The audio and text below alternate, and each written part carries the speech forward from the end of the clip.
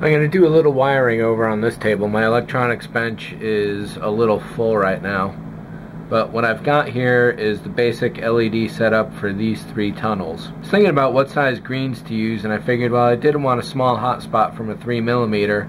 And I figured, well, why not go with 10mm and stick that right up there? That's pretty much the full entire tube. So I think those are going to light pretty nicely, and in fact we'll do a quick test as well. The other thing I have is this little 5mm guy here. This is a self-flickering yellow LED, and I was thinking I'd put one in there, but that didn't seem like it would be quite enough to simulate the patterns that are going on here, or supposed to be at least. The way it's done in the show is that there's a moire effect going on here. So I was going to use one of these, and I figured, well, why not use 2? That'll just about fit right in there.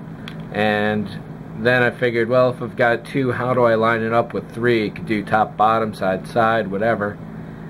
Then I figured, well, if I'm going to do 2, I may as well go for 3. So here are all 3 that will be going off in this circular pattern inside there. Actually, 3 is definitely the correct amount to use, it looks like. That close, 1 for each area, just about does it. What I'm going to do is shave down the tops of these, though. And here on the green, the idea here is that this is essentially a moment caught in time. That looks really nice. Totally accidental. So I'll have to flatten out the tops of this green guy here too. I would like this sitting in flush as much as possible. Hitting this with the Dremel would probably be faster. Definitely. I'm going to go and power tool this. So these really fit in perfectly. I'll just glue them straight in. I thought if I went with a 3 or 5mm, I would have had to have rigged it in there, which would have definitely been precarious. Well, my only other question was, do I glue them in this way or this way? And what I think I'm going to do is string the wires going across here. I've got to put the resistors in place, and these 3 yellow flickering guys got to go together as well.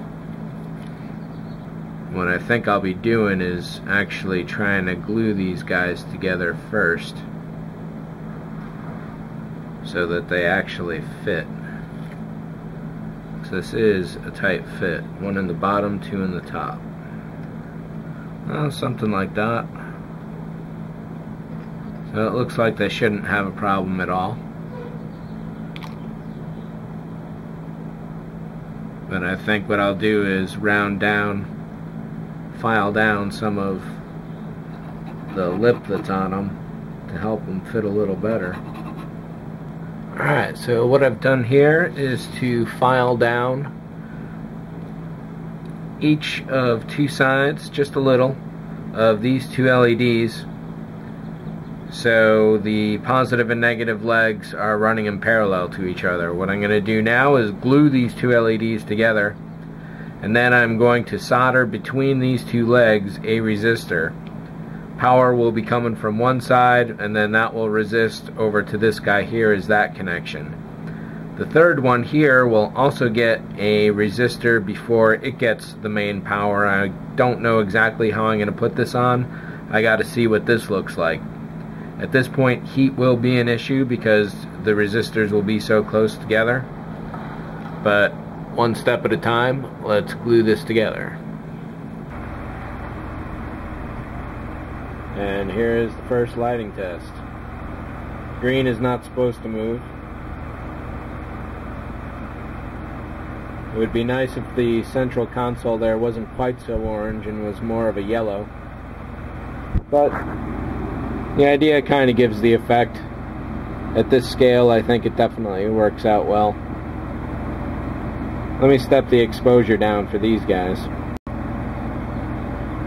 Let's step down a couple points. That central bar is really bright. It's much, even that is far brighter than it is in person.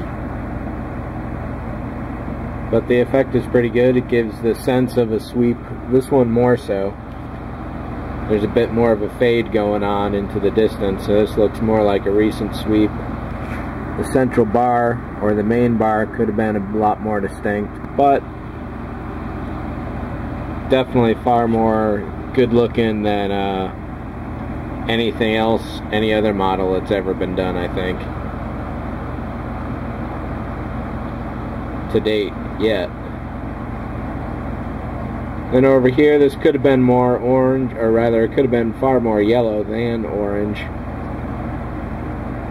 The only real way to get this correct would be to put a motor back there with the actual moire pattern, which is included with the PGMS photo etch set. However, not having a motor, this is kind of close to what the idea is, some flickering going on. And back here, I probably should have done this while you guys were watching, but I didn't quite get to do that. So what's going on here is that this one negative lead goes through and solders to every single one. It's then powered off of this purple here. Then every single one of the positives has its own resistor coming off of it, which meet somewhere over here and go off to the yellow. Fairly straightforward bit of soldering, nothing really intense or anything.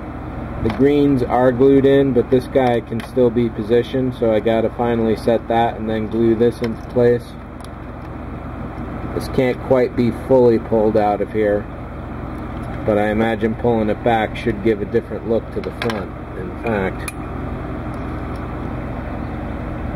the effect might even be better if it's further back from.